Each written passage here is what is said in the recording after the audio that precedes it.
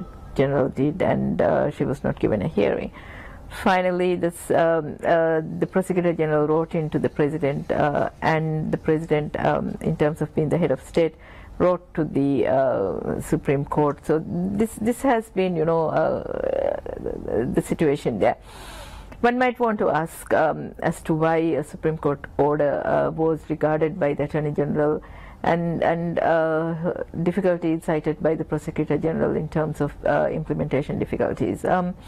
Basically, if I am allowed to give you some reasons into that, is this court order. Normally we hear of injunctions, court orders, temporary measures being taken, and court decisions being taken only after case has been registered. On top of that, due process to be regarded, the state to be given a right to be heard, all sort of things. But this just came out of the blues about 9:45 in the evening, where no case was registered. Right.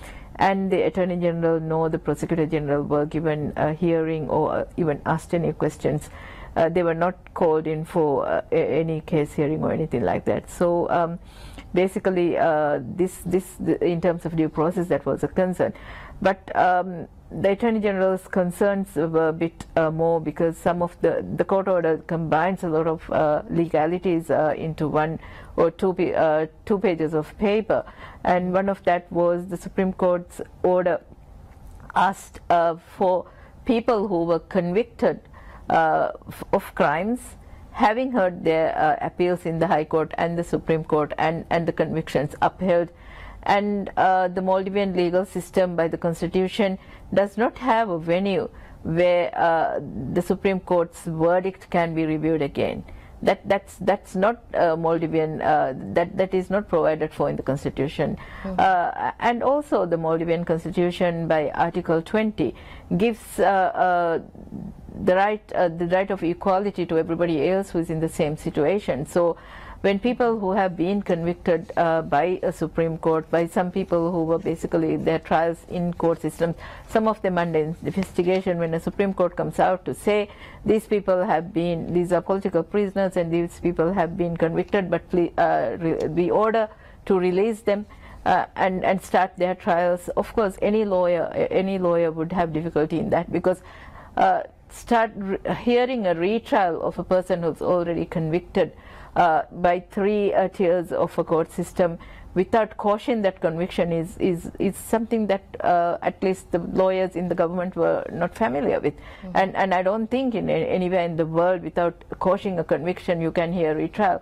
And the Constitution very clearly says a Supreme Court verdict during this is final. So reopening a Supreme Court verdict by a lower court is also not a possibility. Again, as I say, by virtue of Article 20, the Prosecutor General had to give the same benefit of doubt to other people, like murderers, rapists, pedophilias. And so these were the concerns that were raised by the state lawyers, the Attorney General and the Prosecutor General. Both tried, I know for a fact, over late into that same night and the next morning to get in touch with the Chief Justice.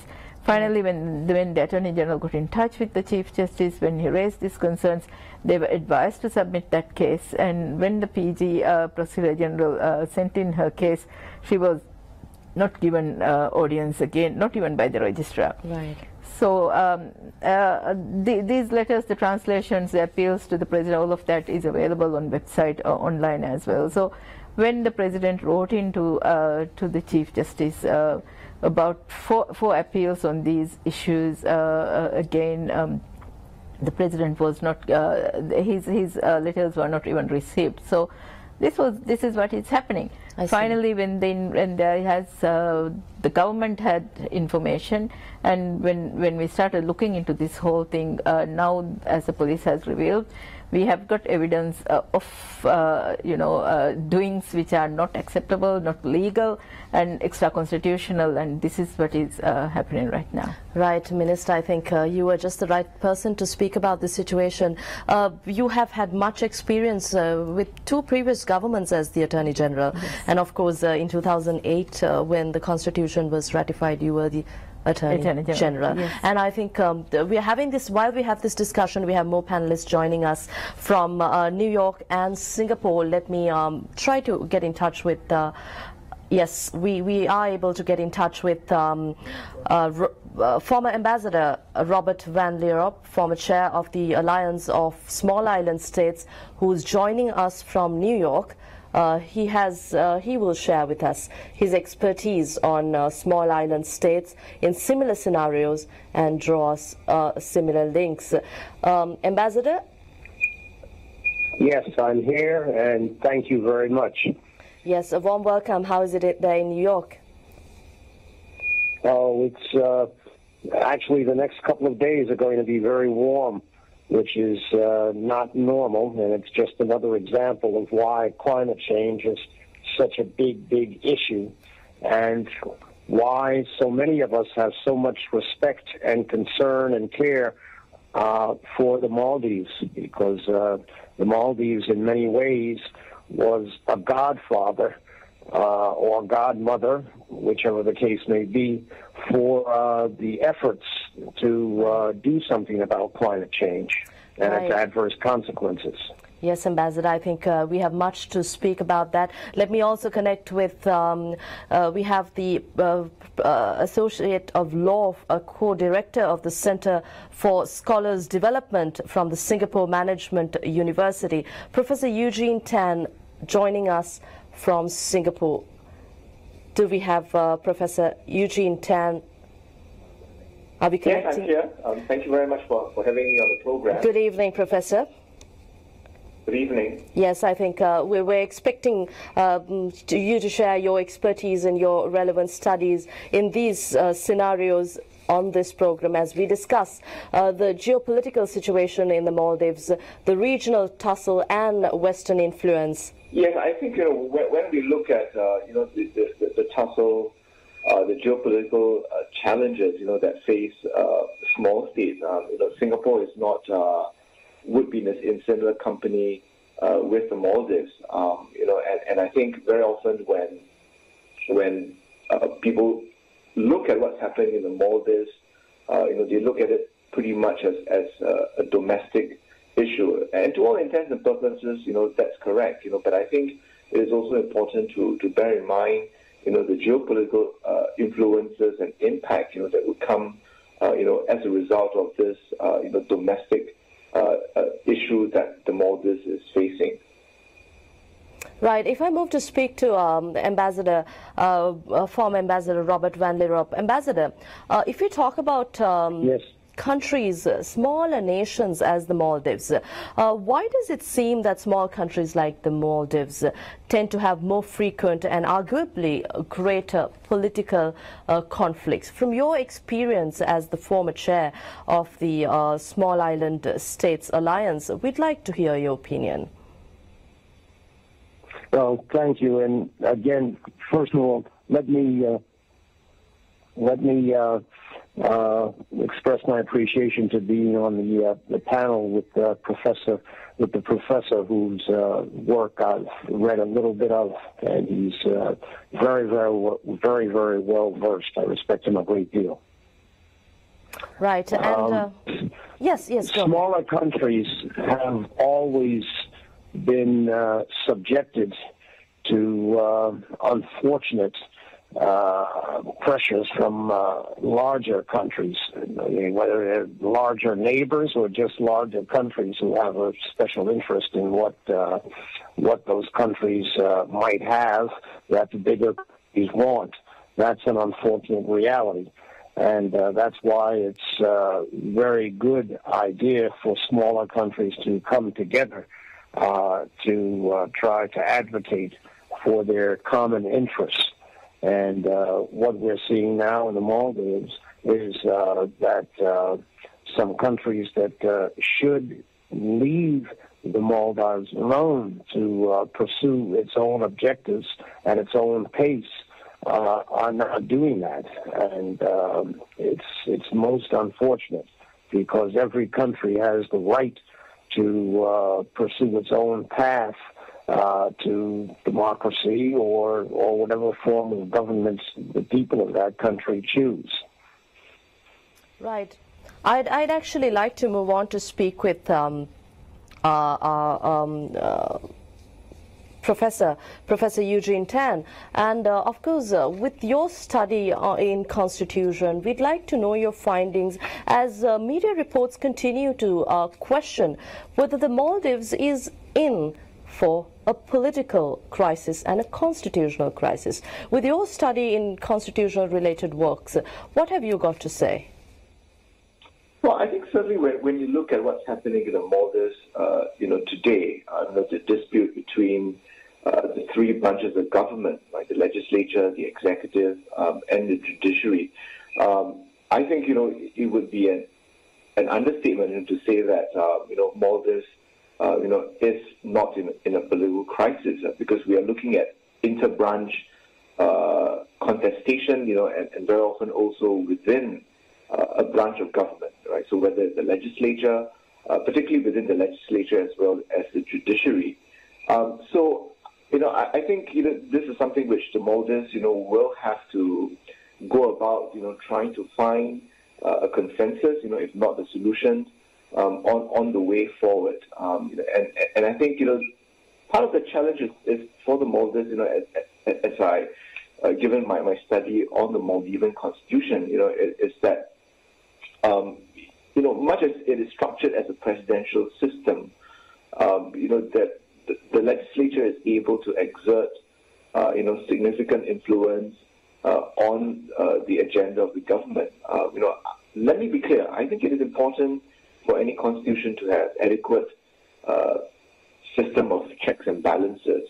But I think it is also important for the constitution to be able, to allow the government, in this case, in Maldives' case, a government that is headed, by the president, who is also the head of state and head of government, to be able to carry out his electoral mandate, that was given, by the people. And I think, so long as, you have each branch of government, trying to overreach, then I think that is where, we are going to see, this sort of deep disputes occurring. And I think that's not what the people, of any country, would want to see, to see the government, the different branches of government, not being able to work together. So I'm not at all saying that the challenges facing the Maldives are easy ones, but one certainly hopes that, the different leaders of the different parties as well as the different branches of government, would be able to come together, and find a way forward, that would ensure, that Maldives is able to go on a path of self-determination, and that the choices they make, will not be influenced by external powers. Yes, we of course see developments from major regional powers who attempt to influence in the Maldivian issue. I'd like to turn to you, Minister. As we speak about the Constitution, like I said earlier, you're probably the best person to speak about this with given your range of experience. But again, I'd like to pose that question to you. Is Maldives in the grip of a constitutional crisis? Constitutional crisis, constitutional difficulties, extra-constitutional measures, whatever it is. Yes, Maldives right now is experiencing a very difficult situation in terms of the constitution. As I said from the beginning, you don't hear of a Supreme Court order being challenged by a state attorney general stating that it is extra-constitutional. That the Supreme Court is usurping powers beyond what is given to the Constitution. This is a written Constitution, and the basic fact of a written Constitution it's interpreted and written the way it should be interpreted as well. So in that sense, yes, the Maldives is experiencing very, very difficult times in terms of the Constitution being put into practice. And let me tell you, yes, maybe this is the one time that everybody else is hearing about this, but constitutional difficulties, as the professor has said, very, very, very rightly said, this constitution, which was ratified in 2008, was a major overhaul of the system. We have we have been ambitious enough to bring for ourselves first class, first world class, or whatever it is that everybody else is talking about for constitutions, for countries, while we also have a very imperfect, as you saw, or a very nascent system, very young system for us to implement this. We have taken upon ourselves to have state-of-the-art constitution in terms of even, the civil and political rights, all of that. So I'm not saying the constitution is not right here. I totally respect the Constitutional Assembly, whom I was also part of that Constitutional Assembly which wrote the Constitution, that yes, definitely this is what everybody should be aspiring to. But when it is at this nascent stage of democracy, to put a constitution like this into practice is extremely difficult. Professor Eugene's work was concluded December 2017, and he reported in 2018 January. And him and a lot of other people who have studied into the Constitution agree that the Constitution is drafted in such a way that it can easily bring the state into a deadlock. And this is what we see over and over again. Just to give you a simple example of for the people who hearing us talk about the nascent democracy, one simple example so that this could be put into perspective. Yes, as the ambassador said, we are judged by people who have got better versions of democracy, better versions of court system, and our court system is so young. To give you an example, I'm one of the, I think I would be one of the first 10 lawyers to be registered in the country of Maldives. Second woman lawyer. Mm-hmm. And we have barely 600 registered lawyers in this country. And this is how young the system is. This is what you basically are grappling with right now. At the end of the day, we have 200 islands, and each island has to have a court in terms of what the Constitution requires. So that is what we are fighting in terms of the legal system. We embraced the first criminal procedure code last year. Mm-hmm. Mid last year. Mm-hmm. The first criminal procedure code of this country. We don't have an Evidence Act. We don't have a civil procedure code. So let's put this into the perspective of a Maldivian system of governance, system of constitution.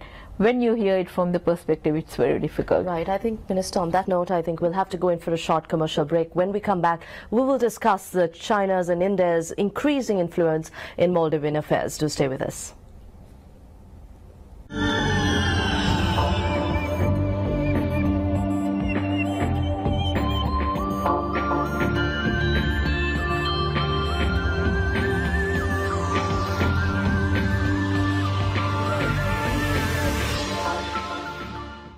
Welcome back. We're discussing the growing tensions in the Indian Ocean region, the Maldives and its geopolitics. Of course, we have with us the Legal Affairs Minister of the Maldives, Ambassador Robert Van Leeuwen, Chair of the Alliance of Small Island States, and Professor Eugene Tan from the Singapore Management University. I'd like to turn to Ambassador Van Leeuwen. On the small island states, Ambassador, now, what do you think is the role of larger countries that they have to play in smaller countries? In the case of Maldives, both China and India, as I said earlier, are close allies and partners of the Maldives through competing with each other. Of course, India as the big brother, and now it feels that increasingly China is the Maldives' big brother or the new best friend. But these changing dynamics, how do you look at it? Well, first of all, every government has the right to reach out to any other nation it wishes to in terms of government relations and furthering or lessening those relations. So there's a difference between a government reaching out to a larger neighbor and an opposition party reaching out to a larger neighbor. I think we should keep that in mind. There are different legal standards and political standards for those two types of reach outs, if you will. And let's also bear in mind that the Maldives is being judged perhaps unfairly because if we look, there have been constitutional crises. Germany just went through one in trying to assemble a new government. Belgium has had a long-standing constitutional crisis, if you will, and went a long time without government. There are some people who would say that the UK is right now going through its own constitutional crisis with respect to its withdrawal from the European Union. And let's not even discuss the United States, which from its inception has faced a series of constitutional crises.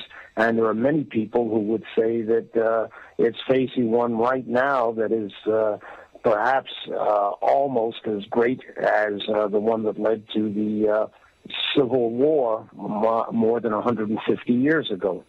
So I think that sometimes there are others who will be super critical of smaller countries, developing countries, as they seek to find their own path on the road to development. And I don't think that it's a fair standard to apply a double standard to smaller developing countries. Right. And that's what I see happening in the Maldives right now. Right. But Ambassador, the United States, the UN, they came forward to, they requested to mediate in the Maldivian issue. But of course, the Maldives was very clear that they did not want international mediation. Is that right? Are those media reports right? I'm sorry, I couldn't quite hear you. The United States and the UN wish to mediate in the Maldivian issue, and media reports say that the Maldives was not open or is not open to accept international mediation. How do you look at this? Is this true? Can I turn to the minister to ask this? I think maybe I should speak to the minister, Ambassador. Yes, I think I should be answering that. I don't know if that's true, but if it is true, I think that the Maldives, as any country, has the right to either accept or reject mediation. You can't compel a country, an independent state, to accept international mediation against its wishes.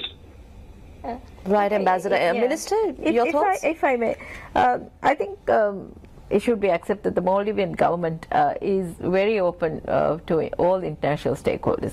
We even now, currently as we speak, we have the UN Human Rights Commissioner's officers, we have the EU missions visiting us, and we have the UN is even now talking to the Maldives. They have been working as facilitator for all-party talks.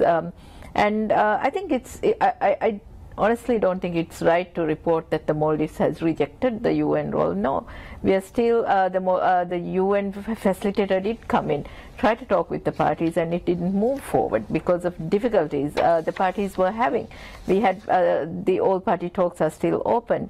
And hence I think the media reports need to also be verified with the government. So no, we have not said no to international assistance, but we had even then invited the UN to facilitate, and that is where it stood then. So let's correct that as it is, and we are even now talking to all stakeholders in terms of moving forward. Let me tell you, the government wishes to move forward and resolve the problems in the Maldives. We don't enjoy being in a deadlock. I don't think any government enjoys that. So yes, the Maldives is open to talking with our stakeholders as well. I've been talking about regional tensions, Minister. Now today, with the latest reports, I'm looking at the Chinese fleets gathered in the Indian Ocean, People's Liberation Army pointing the Maldives. Now this puts the region into bigger tensions.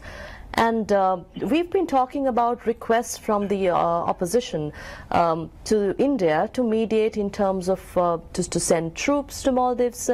And in this backdrop, how do you look at this development? What does Maldives feel? The Maldives feel in terms, you have on the one side opposition leader, former president who resigned and who is still talking about facing the running for the president elections, saying openly, publicly that he wants to invite Indian military assistance.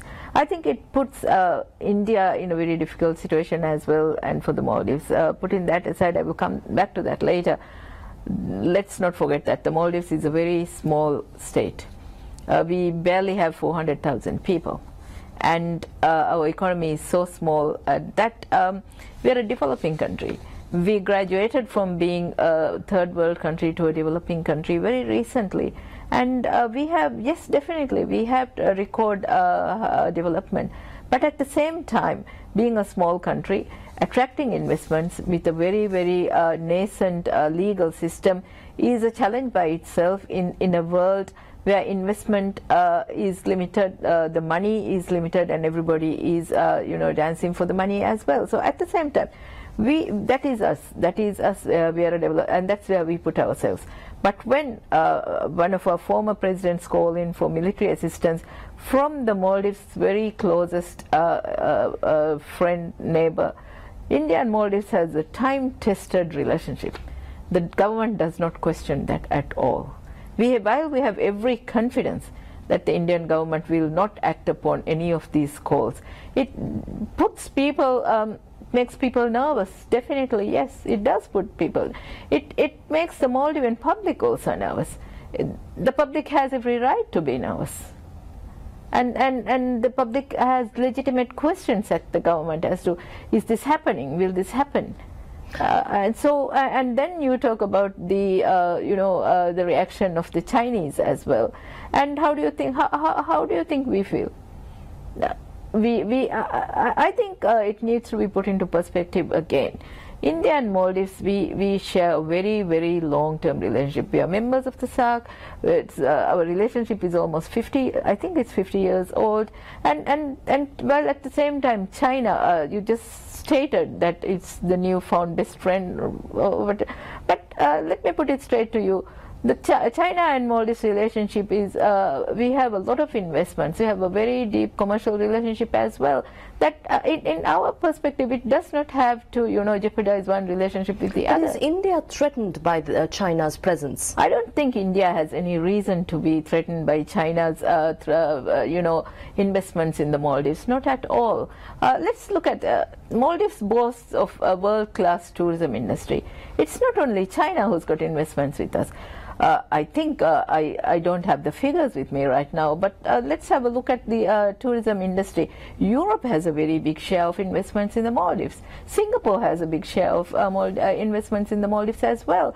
So yes, we are open for development. We are open for investments. We are basically competing in the world forum for investment, for development. The difference now is President Yamin's manifesto is based on economic development. And you can see that. You can see what is happening in the Maldives. You can see the economic development. You can see all of that. So yes, we are open even for China. There's no reason for us to close our investment doors for China, well, because this is an open economy. This is the first time we have opened up this is the first time we are having a free trade agreement. So let's give us the benefit of doubt. Give us the benefit of doubt. Give us the opportunity for us to, stand up on our own feet in this competitive world. We don't need to be judged on the geopolitics. And every single time, my concern is every single time this happens, every single time everybody speculates, every single time everybody is nervous, our economy suffers. And I want to mention, nobody comes in to indemnify us for this.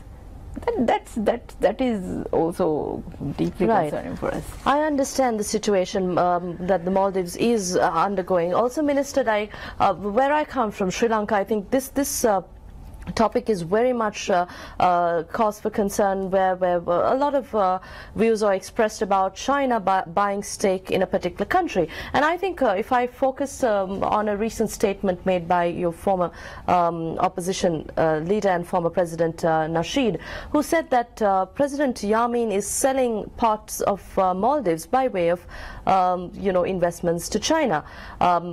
What have you got to say about this? And he said if he comes to power, he will revert and take these investments or maybe these deals back? First of all, President Nasheed also called for military intervention in the Maldives. So I really don't think I need to go into what kind of statements he can make. He has said we are still in land. Well, I think the Chinese government recently came out with a statement on how many developments they have in the Maldives. That's why I said, I think if I remember correctly, it's about 7 islands. While at the same time, that's why I said, let's have a look at the 60 or so resorts in the Maldives and see who owns them. And it's not about who owns the investments. It is about the Maldives opening its doors for investment. It is about the Maldives competing in the. So no, we are not selling our land to a specific country. We have opened our doors for investments. Any person who will come in with the legal system we have for investments, work with us, yes, we will be open our doors. Right. I'd also like to focus our attention on Professor Eugene Tan's extensive research done on similar scenarios. Professor, are we still connected to you?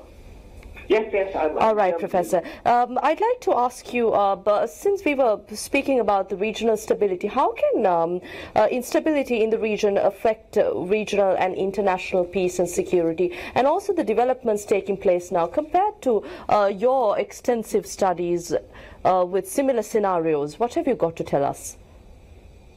Well, I think, it is important for, great powers, and if we talk about, in Asian context, there will be China, India, and Japan. I think it is important for them, to see themselves as ballast of stability, and I think they too, would want the region to be relatively stable, because that promotes economic growth, that promotes tourism. And I think, we are seeing this movement, right, towards, a prosper thy neighbor sort of approach. But of course, the Indian Ocean, because of the strategic sea lanes, connecting the Atlantic and Pacific Oceans, I think, that there is a lot at stake. But I believe that, it is important for this, regional powers, to respect the sovereignty of countries in the region. And I think, when we look at what's happening in Southeast Asia as well, I think, we are looking at investors who are not investing in a country solely, but they are also investing in the region. And I think for countries like Singapore and Maldives, which are so dependent on trade and investments, the need to have an open door policy is an imperative, because small countries like Singapore and the Maldives, we are not price makers, we are price takers. So I think, it is important for countries to continue to keep, their doors open, but of course to ensure that the investment regime is something which is, would not put, the Maldives and her people at a disadvantage, But certainly, if we talk about the geopolitical influence, we cannot deny, that very deep contestation, between, China and India, for supremacy, within the Indian Ocean rim. But I certainly hope that, these major powers will see, that there is much to be gained, from the prosper thy neighbor policy, but also, to recognize and respect, the sovereignty, of other countries. Right. I'd also like to turn to former Ambassador Robert van der Roop. I think we spoke to the minister earlier about how an average Maldivian will feel about this situation as the country faces, is in the middle of all these developments. Ambassador, I'd like to ask you what role financing and big money have in politics in the country, and how does this relate to the country's democratic transition, and what difficulties, challenges does a country, small state as the Maldives, face in democratization? Well, I think it would be very difficult to find a country where big money does not play a role in politics. It seems to be a global phenomenon that the influence that people with access to big money can use to leverage influence for themselves and their interests is almost universal. So I'm not an expert on the Maldives specifically, but I think that is something that the government and people in the country are probably aware of and probably are very cautious and concerned about. Right. Also, if I understood your question. I'm sorry, Ambassador? I said, if I understood your question. Yes.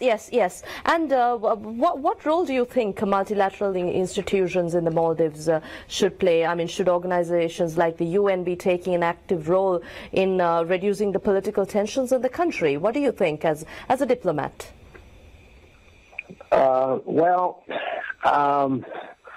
the UN can only play a role if the country, the government, asks it to do so.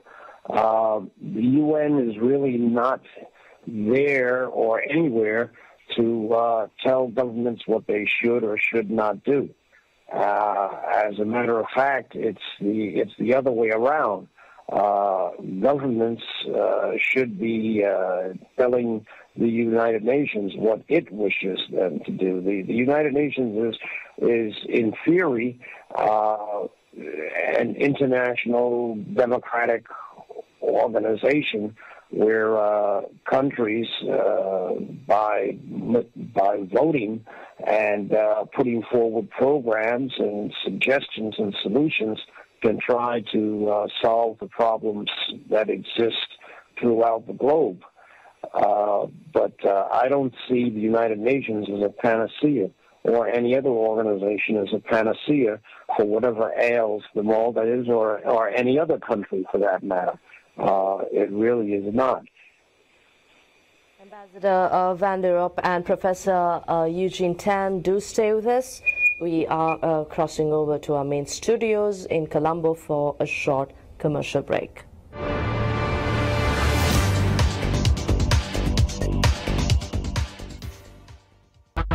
So what exactly is happening in our country right now? Jumla got a state of emergency agoli kamone rajye ke fatru kama konkala asarta ketokora 3 lakh fastula sas mihun sulhaver kamak miule gawma India ge bekyade this is totally unacceptable. qawmuga istiqlal demehettu man hori harayitun atugula alani kehinetto verikam hodumasha verikam ga demitibuma rayitun ge hittawga biruverikama hasadiya nafratu feduma behegotum mi duniyega bodeti fefele forikanka. There cannot be a development without stability. There cannot be stability without development. Em kukuto furta mannani ekto furta mannani miswa idal kodman.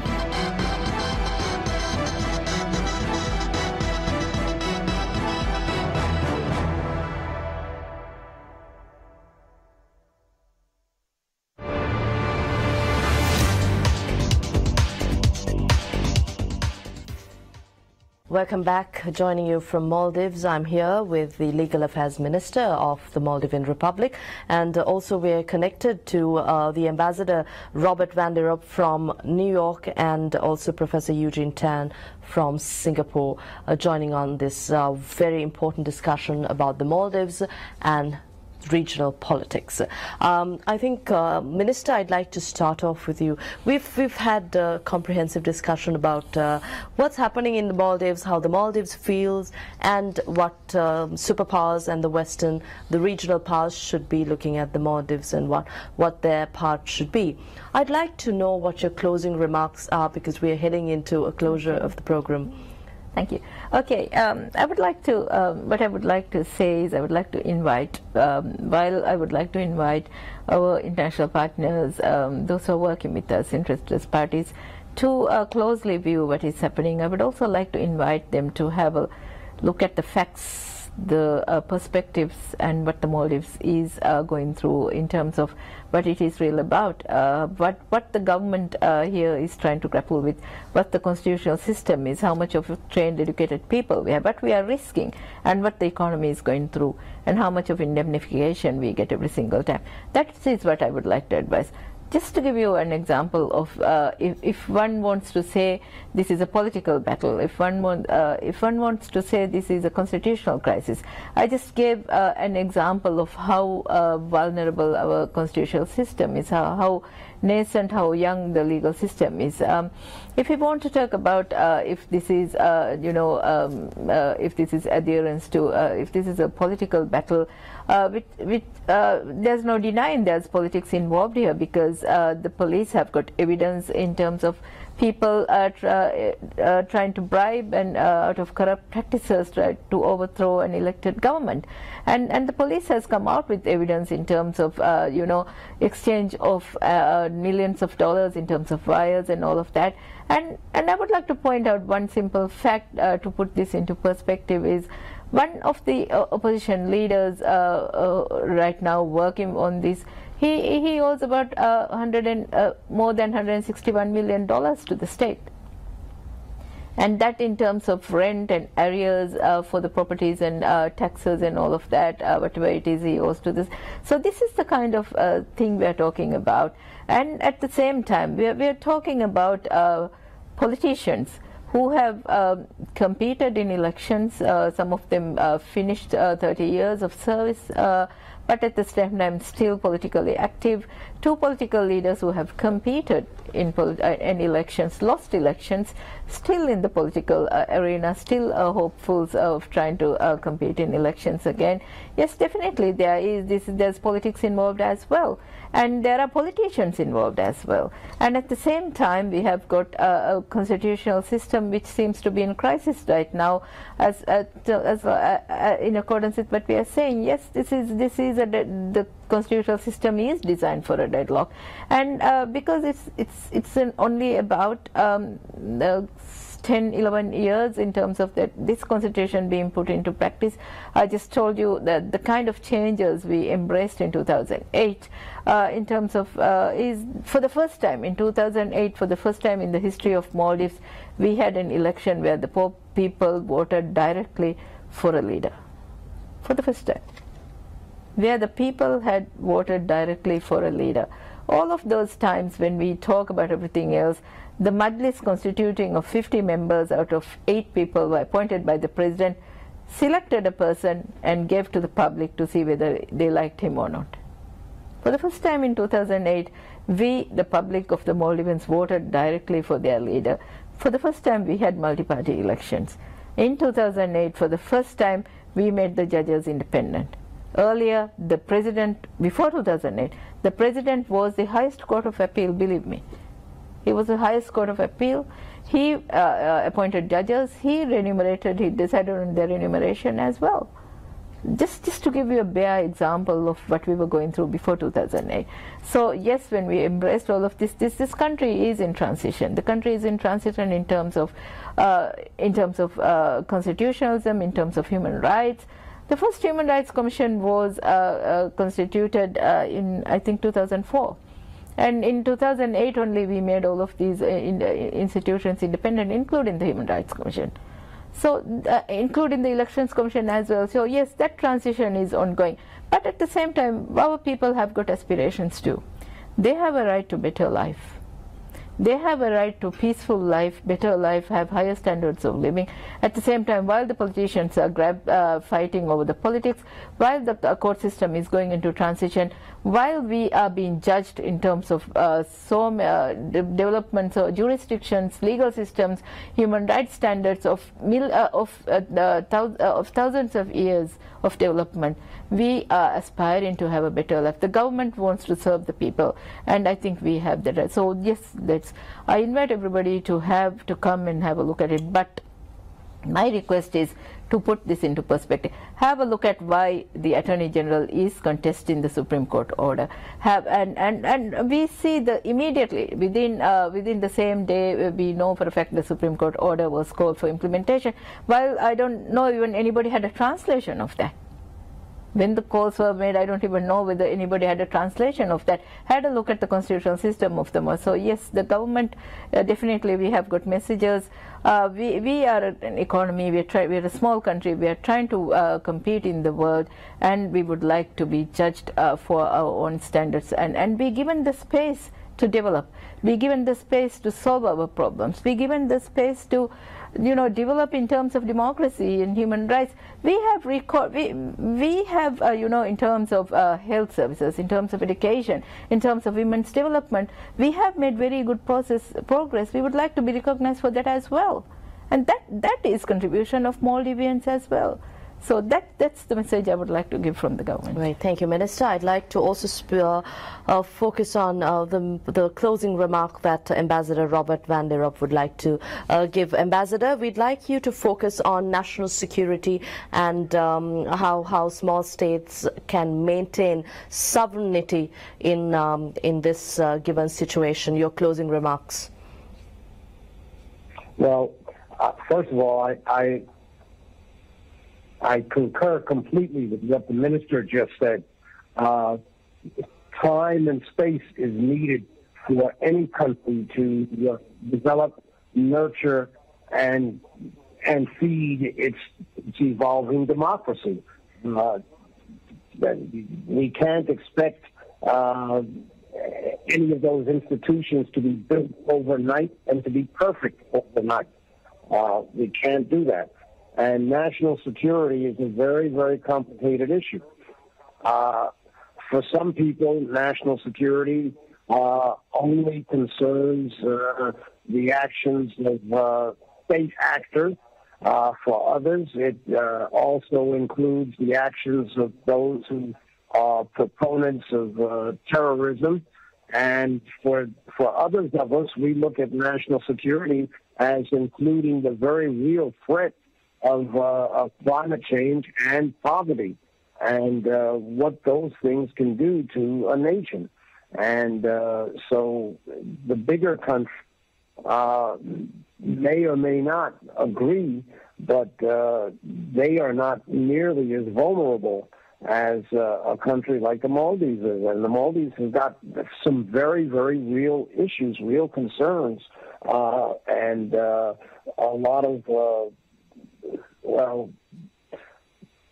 attention from the outside world doesn't seem to recognize how vulnerable your country is. And that is very, very disturbing, because that also will have its own impact and effect on the pace and nature of the democratic institutions that you are able to build. The minister described very well how with such a small population spread out over so many islands, how difficult it is to establish those institutions. And I have a great deal of respect for what the country is trying to do under those very difficult circumstances.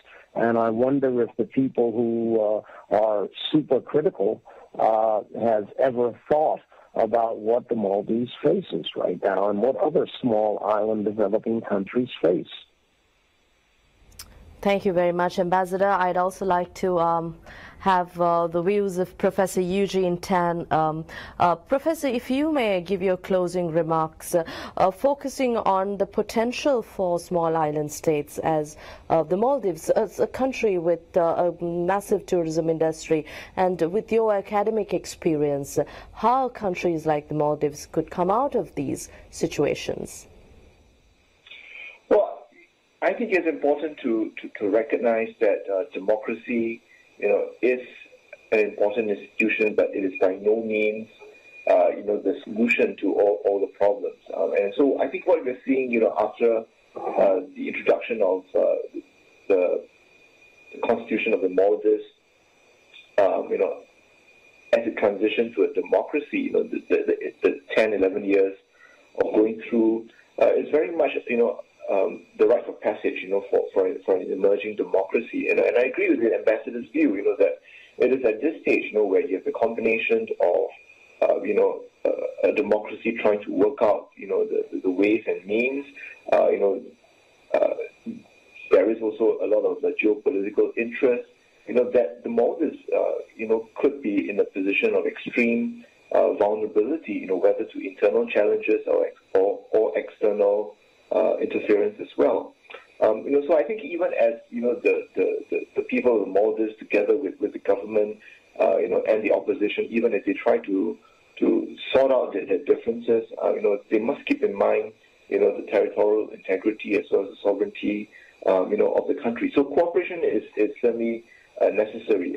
But I think it's also timely for the Maldives to consider, right, whether constitutional reforms are urgently needed, so that the constitution, would be able to ensure, that governance, is not about landing the government of the in a gridlock. I don't think that's what the people want. And I think, that certainly will affect, the tourism industry in the Maldives, and as well as the critical challenges, that the Maldives faces, in the light of, climate change, the rise in sea levels, and the need, to ensure that it is able to hold its own, in a region, where there is great power contestation. Thank you very much, Professor. And we have a little more time, Minister. I think it's important that we combine what Professor Eugene Tan and Ambassador Van der Roop had got to tell us about similar situations outside of the Maldives and how locally you can manage this situation. What is the hope for a local political consensus? The hope for local political consensus might look difficult, but I don't think it is impossible. I think we need to agree with the fact that the Elections Commission announced elections today for September, and it's just about few months there. So while the elections will happen, Elections Commission has the last election. By this election, Commission was accepted by all political parties as free and fair. So I think that's what we need to work for. At the same time, the government has opened for political party talks again, and we have yet to hear from the opposition in terms of an official reply to the invitations we have issued. And also at the same time, I would like to, because this is the final opportunity I'm going to get in this program, I would like to say here that the Constitution was ratified in 2008. This year is the, last year we completed 10 years. So we had done a +10 review as is expected of us professionally, and Professor Eugene Tan and Singapore Management University, we are in the process of trying to implement the recommendations as well. I would like to give the commitment from the government that the process we start and the process of the government in terms of democratization, human rights, development, governance, and also at the same time the economic development and the well-being of our people come foremost to us more than any other. Nobody can be more interested in the betterment of our country and our people than us. Nobody. I can say that. And that is why, but at the same time, as as the two very learned colleagues have said, it is a very difficult situation. Try being, for a very small country, trying to have our human resources, scattered over 200 islands, court systems, economic development, hospitals, schools, teachers. We have done, in those areas we have done better. Yes, we have done very well. We have excelled in health, education, women's rights, all of that. But we started on this democratization progress so late. As I told you even earlier, 2008 was the first time we voted directly for a president. So give us that benefit of doubt. We have every commitment. Nobody would be more interested in the development of our country than us. But at the same time, we have got to balance our budgets. We have got to distribute whatever amounts of money we have in terms for all of this. And my commitment, the commitment we give from the government is we will work tirelessly. we do not rest unless we get our agendas implemented. And that includes governance, better governance, that includes human rights standards, that includes justice as well, at the same time betterment of our people, economic development. And I would like to, say this is the commitment from the government itself. Thanks so much for that. I think on that note, Minister, it's time we wrap up the program. Thank you very much, Minister of Legal Affairs of the Republic of Maldives, Aysat Azima Shakur, who joined us with her expertise, certainly with 3 decades of engagement in governments and constitutional affairs, and as the AG for 2 consecutive governments. Also, I'd like to thank former Ambassador Robert van Lierop, who's also the former chair of the Alliance of Small Island States, for joining us and sharing your expertise with us. And Professor Eugene Tan, Associate Professor of Law, Co-Director of the Center for Scholars Development, Singapore Management University. Thank you for joining us and sharing your academic knowledge. I believe we were able to do justice to the topic we were talking about tonight, where the Maldives is in the midst of a geopolitical tussle, whether it is in the grip of a constitutional crisis, where the Maldives is heading, where small island states as the Maldives could look up to in cases like these. So thank you very much for joining us. Do stay with Ada Derana on our 24-hour news service as we continue to keep you updated on the developments in the Maldivian archipelago.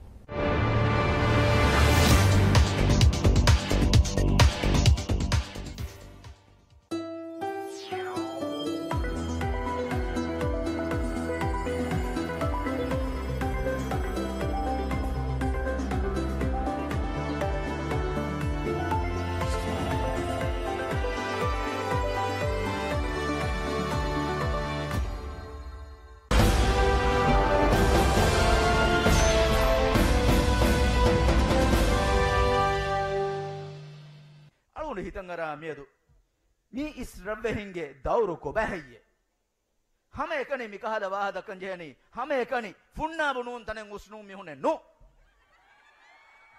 mibahaga dakkange bajehe divehe rajyega sharafuge ekeki lagabundu bifati befunu mibaha dakkan jehe nishanu izzaddinge lagabun zinatere vehti mihu mibaha dakkan bajehe mudiya askarige lagabun zinatere vehti bimihu mi algume emmenge divehe rajye mi rahuge istiqlalu otum divehe rajyege dawlatu karamen otum muqaddas kon otum mi algume hama huriha emme hifatan je algumege gawmi rukune wajibe ehemwima miedu hitan ara divehi dawlata divehi rajyatunna digu khidme korawwa tibbe befunu adi befununge kariya izzatuge lagabon nishanu izzatuge labon ninguwa tibbe befununge gawmi masuliyatu ekkan e befunun miedu hippula narani baye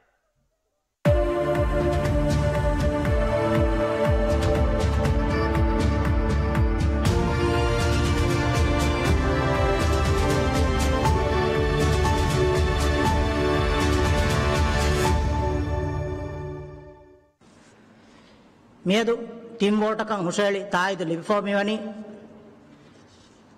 අරුගොඬු මිහාරු මි දන්නවාදනි ෆුරතම හුසේලුන් කලාදාරාගේ ඉස්සතර member අලි ආරිෆ් හුසාලුබ්බා ෆනදුදාරාගේ ඉස්සතර member අබ්දුරහීම් අබ්දුවා තායිද කුරබ්බා ෆාවා හුසේලුබ්බමකි 20 February ದೇಹಾಸ್ ಅಶಾರಾಯಗ ಬೇವಿ ಕಮಿಟಿಗೆ ಮಿಯಾರುಗ ದೇವಣ ಬದ್ದಲುಮುಗ ದಿವೆ ರಾಜ್ಯಗೆ ಜುಮೂರಿಯಾ ಕಾನೂನು ಅಸಾಸಿಗೆ ದುಸ್ತ ಫನ್ಸಾಸ್ ತಿಮಣ ಮಹದ್ದಾಯ ಲಿಬಿದೆ ಬಾರುಗ ದಶುಂ ಕುಲ್ಲಿ ನುರಕ್ಕಲುಗೆ ಹಾಲತು ಇಲಾಂ ಕುರವಮ rice ಜುಮೂರಿಯಾ ನಿರ್ವಾಫಾವಾ ಗರಾರ್ number ದೇಹಾಸ್ ಅಶಾರ oblique ತಿನೆ ಕುಲ್ಲಿ ನುರಕ್ಕಲುಗೆ ಹಾಲತು ಇಲಾಂ ಕುರುಮಾ ಗುಳೆ rice ಜುಮೂರಿಯಾಗೆ ಗರಾರಾಯ್ मिगरारंग इस्लाह गन्नवा निरुबाफावा गरार number देहास अशार oblique हतरे Raisul जुमूरिया गरार number देहास अशार oblique तिने इस्लाह कुरुं अदि गरार नंबर देहास अशार ओब्लिक फहे रईसुल जुमूरिया गरार नंबर देहास अशार ओब्लिक तिने इस्लाह कुरुं अन्ननि इस्लाह तकायकु फास करवमा ए इस्लाह तककी हा गरार नंबर देहास अशार ओब्लिक तिने कुल्ली नरकलुग हालत इलां कुरमा गुले रईसु जुमूरिया गरार का बयान कुफावा कानून असासी के सतेकवन माद्दा सतेक एब्बण माद्दा सतेक तेरवन माद्दा आदि दुष्ट अशाविसन माद्दा उनिकुरमा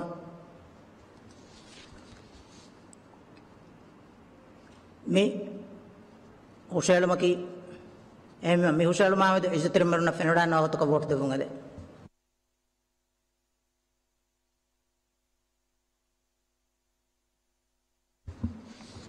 midannawadani demmenagunu vote ga natija majlihuge jumla adadu addiya fahe haasirudan tibbe memberun adadu 40 fennakama vote devvi memberun adadu 30 ashe nufennakama vote devvi member kune vaigotaka vote dem benu nuwakama vote devvi member kune vote ga bayarwadanne memberun adadu 30 ashe faasuma benumwa adadu vihi jumla 30 ashe enkamu demme negunu vote ga bayarwadanne memberunge ittifaaqun Hushalong Fasuji Kamuga Dano.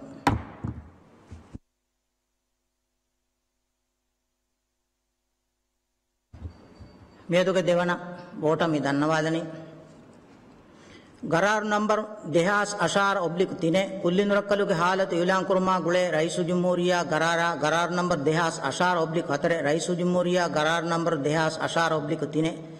Islah kurung ay garar number dehas ashar oblique fahe raisu jumhuriya garar number dehas ashar oblique tine islah kurung ay garar taka guligen ashar February dehas asharaga raitung majliha raisu jumhuriya fanuba fawa sitiga bayang kuraba fawa sahabata kattaka sitting usaluba fawa gota kulli nurkalu halat yulang kuraba fawa garar tahuge e garar islah kurma Yulang Kofawa, Degarar, Himene Gotung, Adi Committee report, Nimuk, Evan number ga Bayan Kofawa, Islahu Taka, Eku Muddatu, Tiris, Duhang, Itur Kurma, Fast Kurmai, Mikarar Tang, Hingani, Mimasalea, Guligan, Gano, Na, Hilaf, Amalu, Hinga, Kama, Tumat Kureve, Farato, Machasha, Adi Ifat Farat, and not Farat Take, Tibi, Nota Tibe, Taneg Machang, Ekanikamuga, Kandeluma. Mihushaluma with the Izitir member of Fenada Nagotaka vote the Bungade.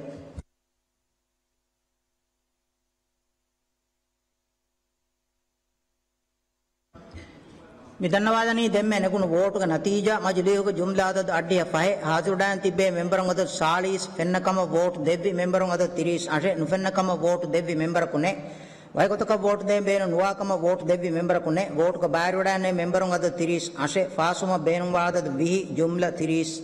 Ashe Enkamu demme negunu votuga e husahelun votuga bayrudanne memberunga ittifaqun majliyun fasuji kamuga dannawa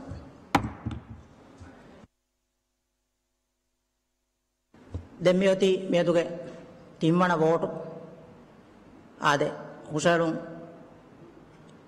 ibadema aminam ganawa dannawa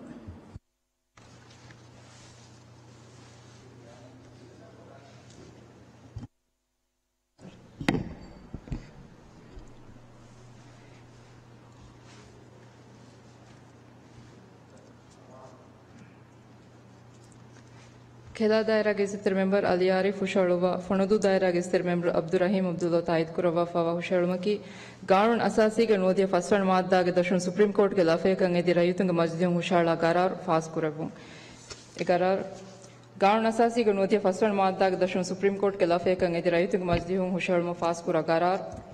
दिवेराज्य के जमहूरिया के गाँव असासी के दूसरे तफांसास तीमण मादा के दशों रईसु जमहूरिया लिबिदीफा व बारो के दशों 5 फरवरी देहास अशार वण दो कुल दिन रखल के हालत युलान को फावी हिंदू अदि कुल दिन रखल के हालत युलान कुरमा हमयंग अण्णन जहुनी दिवेराज्य के जमहूरिया के गाँव असासी का व उसूल तका भारत वकीकुरेफा व गोता दौलत के भारत का मुअस्ससा तका गाँव असासी खंडाला दीफा व इंत फहनाला गोस दिवेही राज्य के जमहूरिया के गाँव असासिया गाणुन तहुगा दिवेही राज्य के सुप्रीम कोर्ट दीफा व भारत हो के बेरुं कोर्ट के इख्तिसोसा फंडियारुन लिबदीफा व भारत बेणु को फवातिया मियामुल तकी दिवेही राज्य के मिनिमम कमा इस्तिक्लाल गेलुम वाणे कंग एंगेन फद हालते का दिवेही राज्य के मिनिमम कमा इस्तिक्लाल बड़ेतनु रखा तके कुर्मत कुरवा फावा कंकमा वायरु आदि मी गई तुरुं एमल तो के सबुन राज्य के दस्तूरी ओणिगंड बड़ेति लोडुन तके गिणवा फावायरु एकंकम के सबुन गाण असासी के दुइसत फांसास तिमण मादागा बुणफा वाफद गौमी सलामत नुरक्कले कुर्मत वेदाणे कम कबूल करवे हालत कंकन दियुम कम अशार फरवरी दिहास अशार वण दो रईसु जमहूरिया मीज़त मजदिया फणवा फावा सिटी का बयान करवा फावी हिंदू अदि मिमसले तहकीक लिफावा मालूमात तक बलायरु මිමසලක ශාමිල්ව ෆරාත් තකුන් කොෆාවා අමල්තහකි දිවේ රාජ්‍යගේ මිනිමන් කම බොඩති නුරකා කුර්මති කුරවා ෆයිවා ගවමන් එමෙ මති දරජයක ඛියානත් තෙරවෙෆාවා අමල්තක එක්කම් ෆෙන්නාගේ බොයි කමශායි අදි එ මවුදුමාත් තකශායි වේත්වදී අශාරදුගේ තෙරේගා කංකං හිඟාෆාවා ගොතශායි ದೌಲತ್ಗೆ ಸಲಾಮತಿ ಭಾರತೋಗೆ ಮುಸ್ಸಸಾತಕ ಲಿಫಾವಾ ಮೌಲೂಮಾತಕ ಬಲಾಯಿರು ಕುಲ್ಲಿ ನುರಕ್ಕೋಗೆ ಹಾಲತ್ ಯುಲಾನ್ ಕುರನ್ ಜಹುನ್ ಹಾಲತ್ ಮಿಹಾರುಸ್ ದೆಮುವೆಕ್ ಕಮಶಾಯಿ ಅದಿ ಎ ಹಾಲತಂ ಹೇವ್ ಬದಲೆನ್ ಆಸ್ಫಾನ್ ನುವಾ ಕಮಶಾಯಿ ಕುಲ್ಲಿ ನುರಕ್ಕೋಗೆ ಹಾಲತ್ ಯುಲಾನ್ ಕೊಫಾವಾ ಗರಾರು ಎ ಗರಾರು ಇಸ್ಲಾಹ ಕುರುಮಂ ಯುಲಾನ್ ಕೊಫಾವಾ ದೆ ಗರಾರು ಹಿಮೆಣೆ ಗೊತುಂ ಮೀಜೆತೆರ್ ಮಜ್ದಿಹ ಗಾವನ್ ಅಸಾಸಿಗೆ ದುಸತ ಫನ್ಸಸ್ ಹೆವ್ವಣ ಮಾದ್ದಾಗ ಶವಿಯನಿಗೆ ದೇಕುನ್ ಲಿಬಿದಿಫಾವಾ ಬಾರುಗೆ ದಶುಂ ಮಿಹಾರು ಎ ಮುದ್ದತ್ಗೆ ಇತುರ 30 ದೂಗೆ ಮುದ್ದತಂ ಇತುರು ಕೊದ್ದೆವುಂ ಎದಿ ಅಶಾರ್ ಫೆಬ್ರವರಿ 2018 ರೈಸು ಜುಮ್ಹೂರಿಯಾ ಹುಷಾಳು ವಾಫಾವಿ ಹಿಂದು ಅದಿ ಕುದಿನುರ್ಕೋಗೆ ಹಾಲತ್ ಖಂಡಾಳ ಯುಲಾನ್ ಕೊಫಾವಾ ಗರಾರು ದಿವೆಹಿ ರಾಜ್ಯಕ್ಕೆ ಜುಮ್ಹೂರಿಯಾಗೆ ಗಾವನ್ ಅಸಾಸಿಗೆ 250 ಹೆವ್ವಣ ಮಾದ್ದಾಗ ಬಯಾನ್ ಕೊಫಾವಾ ಫದಾಂ ಮೀಜೆತೆರ್ ಮಜ್ದಿಹ ಗೊತೆ ಖಂಡಾಳ ಮಟ್ಟಕ ರೈಸು ಜುಮ್ಹೂರಿಯಾ ಮೀಜೆತೆರ್ ಮಜ್ದಿಹ ಹುಷಾಳು ವಾಫಾವಿ ಹಿಂದು ಅದಿ ಗಾವನ್ ಅಸಾಸಿಯನ್ ರೈಸು ಜುಮ್ಹೂರಿಯಾ ಲಿಬಿದೆ ಭಾರತೋಗೆ ದಶಂ ಕುದಿನುರ್ಕೋಗೆ ಹಾಲತ್ ಯುಲಾನ್ ಕುರುಮುಂ ಎಗರಾರಾಮೆದ್ ಗೊತೆ ನಿಮ್ಮುಮಕಿ ಗಾವನ್ ಅಸಾಸಿ ಮೀಜೆತೆರ್ ಮಜ್ದಿಹ ಹವಾಲ್ ಕೊಫಾವಾ ದುಸ್ತೂರಿ ಜಿಮ್ಮಾಕ ವಿ ಹಿಂದು ಅದಿ ಕುದಿನುರಕ್ಕೋಗೆ ಹಾಲತ್ ಯುಲಾನ್ ಕೊಫಾವಾ ಗರಾರಾಯ್ ಎಗರಾರುಗೆ ಮುದ್ದದ ಇತುರು ಕೊದ್ದಿರುಮಂಗೆ ಎದಿ ರೈಸು ಜುಮ್ಹೂರಿಯಾ ಫೋಣು ವಾಫಾವಾ ಮಸಲ ಗಾವನ್ ಅಸಾಸಿಗೆ 250 ಹೆವ್ವಣ ಮಾದ್ದಾಗ ಲಾಜಿಮ್ ಕುರುವಾಫಾವಾ ಗೊತ ಮೀಜೆತೆರ್ ಮಜ್ದಿಹಂ ಹುಷೇಳಿ ಎಮಾದ್ದಾಗೆ ದಶನ್ ರೈತುಂಗೆ ಮಜ್ದಿಹಂ ಗೊತೆ ಕಂಡಾಳಾಂ ಲಾಜಿಮ್ ಬೆಫಾವಾ ಹಿಂದು ಏಕಂ ಕಮಾಮೆದ್ ಮಿ ಮಜ್ದಿಹುಗ ಬಹುಸ್ಕೋ ಕಮಾಬೆ ಕೊಮಿಟಿಯಂ ಹುಷಾಳ ಎ ಕೊಮಿಟಿಯಿನ್ ಗೆಣ್ಣಂ ಫೆಣ್ಣ ಇಸ್ಲಾಹು ತಕಾಯಕು ಎ ಕೊಮಿಟಿಯಿನ್ ಫಾಸ್ ಕೊಫಾವಾ ಹಿಂದು ಅದಿ ಗಾವನ್ ಅಸಾಸಿಗೆ 250 ಹೆವ್ವಣ ಮಾದ್ದಾಯ್ ಮಿಮಜ್ದಿಹ ಗೊತೆ ಖಂಡೇಳುನ್ ಲಾಜಿಮ್ ಕೊಫಾವಾ ಮಸೂಲಿಯತ್ ಅದಾ ಕುರುಮ್ಗಾ ಮಕ್ಬೂಲ್ ಎವ್ವೆಸ್ ಉಜುರೆ ನೆತಿ ಮಿಮಜ್ದಿಹುಗ ಬಯ ಮೆಂಬರುನ್ ಅಮಲ್ ಕೊಫಾವಾ ಹಿಂದು ಅದಿ ಗಾವನ್ ಅಸಾಸಿಗೆ 250 ಹೆವ್ವಣ ಮಾದ್ದಾಯ್ ಮಿಮಜ್ದಿಹ ಲಾಜಿಮ್ ಕೊಫಾವಾ ಮಸೂಲಿಯತ್ ಶಾಯ್ ಗಾವನ್ ಅಸಾಸಿಗೆ ಹದ್ದಿಯ ಫಸ್ವಣ ಮಾದ್ದಾಗ ದಶು ಮಿಮಜ್ದಿಹುಗ ಕೊಮ್ಮೆ ಮೆಂಬರಕ ಮತಿ ಕೊಫಾವಾ ಮಸೂಲಿಯತ್ ರಿಯಾಯಕ್ಕೋ ಅದಿ ರೈತುಂ ಮಜ್ದಿಹುಗ ಗವಾದ್ಗ 30 ಅವಣ ಮಾದ್ದಾಗ ರೈತುಂ ಎಮಚ್ಚಂ ಅಮಲ್ ಕುರುನ್ ಲಾಜಿಮ್ ಕುರಾ ಎವ್ವೆಸ್ ಕಮೆ ರೈತುಂಗ ಮಜ್ದಿಹುಂ ಫಾಸ್ ಕುರ್ಮಟ್ಟಕ ವೋಟಂ ಅಹಂ ವಾಣಿ ಎಮಜ್ದಿಹುಗ ಜುಮ್ಲಾ ಮೆಂಬರ್ ದೆಬ್ಯಾಕುಳ ಎಬ್ಬೆ ಒಬ್ಬರು ಗಿನ ಮೆಂಬರುನ್ ಎ ವೋಟೆ ನಗ ಜಲ್ಸಾಯಕ ಹಾಜಿರು ತಿಬೆ ವಗುತೆಗ ಕಮ ಗಾವನ್ ಅಸಾಸಿಗ ಅಡ್ಡಿಯ ಹೆವ್ವಣ ಮಾದ್ದಾಗ ಶವೀನಿಗ ಬಯಾನ್ ಕೊಫಾವಾ ಮಾದ್ದಾಗವ ಇಬಾರ ಬೇಣುಕೋ A ಹಾಲತ್ಗ ವೋಟ ಅಹಂಜೆ ಕಂಕಂ ಬಯಾನ್ ಕುರೀರು ಕುಲ್ಲಿ ಹಾಲತ್ ಯುಲಾನ್ ಕುರ ಗರಾರು A ಮಾದ್ದಾಗ ಹಿಮೆಣುವ ಫಣ್ಣುವಾ Hindu ಏಕಮವೆಸ್ ರಿಯಾಯಕ್ಕೋ ಕುಲ್ಲಿ ನುರಕ್ಕೋಗೆ ಹಾಲತ ಗುಳೆಗುತುನ್ rice ಜುಮ್ಹೂರಿಯಾ ಯುಲಾನ್ ಕುರವಾ ಫವಾ ಗರಾರಾಯಿ ಎಗರಾರುಗೆ ಇಸ್ಲಾಹುತಂ ಹಿಮೆಣೆ ಗುತ್ಕೆ Mathin ಎಗರಾರುಗೆ ಮುದ್ದತ್ ಇತುರು ಕುರುಮಾ ಗುಳೆಗುತು ಮಿಮಜ್ದಿಹುಂ ಗೊತೆ ನಿಮ್ಮಾಯಿರು ಮಿಮಜ್ದಿಹುಗೆ ಕಾನೂನಿ ಅದದಕಿ ಮಿಹಾಲತ್ಕ ಗಾಣುನ್ ಅಸಾಸಿಗ ಅಡ್ಡಿಯ ಹವಣ ಮಾದ್ದಾಗ ಬಯಾನ್ ಕೊಫಾವಾ ಗಾಣುನಿ ಅದದ್ ಕಮ ಮಿಮಜ್ದಿಹ ಫೆನುನ್ ಹಿಂದು ಏಕಂ ಎಗೊತ ಮಿಮಜ್ದಿಹುಂ ಕುರಿಯ ಗೆಂಗೊಸ್ ಫಾವಾಣೆ එහෙන් නමස් මිකමා ගුලේගුතු මිමස්දිහුගේ බය මෙම්බරුන් සුවාල් උෆද්දා කමට්ටක ගාන අසාසික නුවතිය ෆස්වන මාද්දාගේ දශුන් සුප්‍රීම් කෝර්ට්ගේ ලෆයකන් එදි රයතුන් මස්දිහුන් සුප්‍රීම් කෝර්ටන් හුෂෙළුම මිගරාරුන් කණ්ඩායමේ දෙම්මೆ ඒ වඩාන්නේ ගරාරාමෙදු ඉස්තර මෙම්බරුන් ෆෙනොඩාන් වගතක වෝට් දෙපුංගද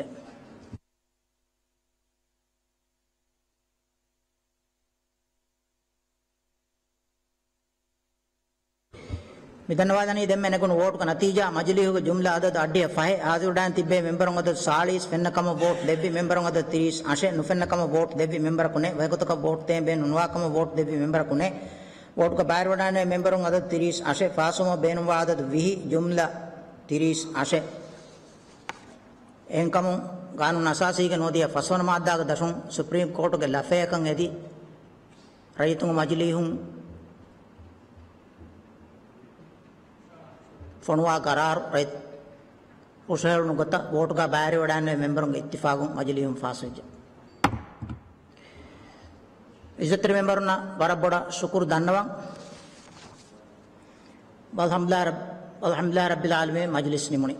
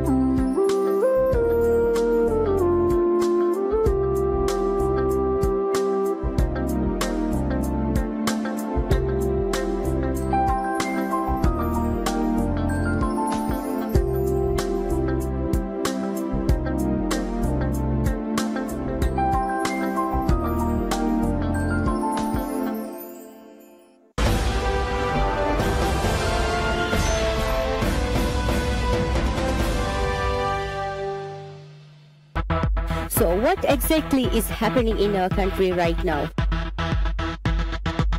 जुमला गोते का स्टेट ऑफ एमरजेंसी आगोले के मोले राज्य के फतुरे कमा कोंकाला असर तक तो करो 3 ලක්ෂ ෆස්තුල සාස් බීහුන් සුල්හවරිකමක් මියුලේ ගවම ඉන්දියාගේ දෙකියාඩවතු. This is totally unacceptable. قومك استقلال دمهتو من وريها رايتون اتغولا لاني كهنتو වෙරිකම් හෝදුමෂා වෙරිකම් ගද්දේ මිතිබුම රායීතුන්ගේ හිත්තවග බිරුවෙරිකමා හසදියා නෆරතු ෆෙදුමා බෙහෙගොතුම් මේ දුනියේග බොඩති ෆෙෆෙලේ ෆොරිකංක. There cannot be a development without stability. There cannot be stability without development. එම කුකුලතෝ ෆරත මන්නානි එක්තෝ ෆරත මන්නානි විශ්වා විදාල් හෝදමයි.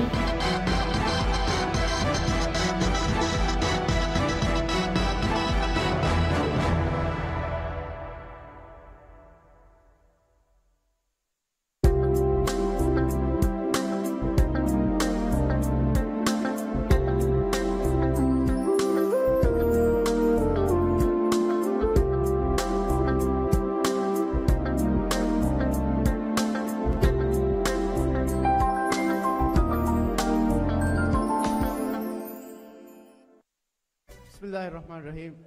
Alon eggotkais wahaga dakka kanno mire mitana ai ehannamais ecche dannawada hama hitangeri podium ge beenum mihifi alon menge parliamentary group ge memberu PPM MDA ge hivvaru gada memberunna hama shukuru dannawada be dive rajye istimari bharatoge terediya komme faharaku dive rajyen tedu